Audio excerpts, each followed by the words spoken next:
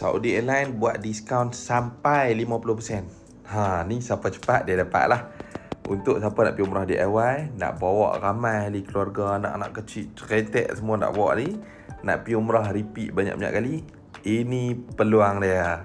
Jadi mula daripada 19 hari bulan 8 sampai 31 Ogos. Ni isu besar ni. Saudi Airlines buat promosi. Jadi kena rajin buka portal Saudi Airlines, rajin-rajin cek tiket, letaklah tarikh yang pelbagai dengan jumlah yang berbagai. Moga-moga jadi rezeki anda.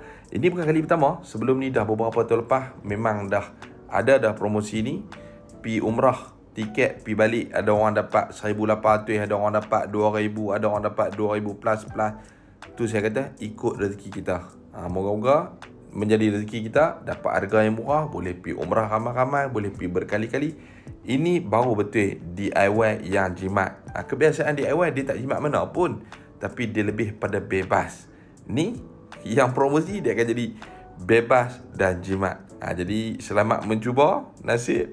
Moga-moga jadi rezeki anda. Siapa dapat letak kat ruang komen. Siapa ada pengalaman pergi dengan Saudi dengan harga yang pelik-pelik macam ni, letak kat ruang komen. Nak tengok kebenaran dia. Takut lagi orang kata ini bukan fakta tapi auta. Jadi harap manfaat. Jangan lupa like, komen dan share. Moga ini rezeki anda.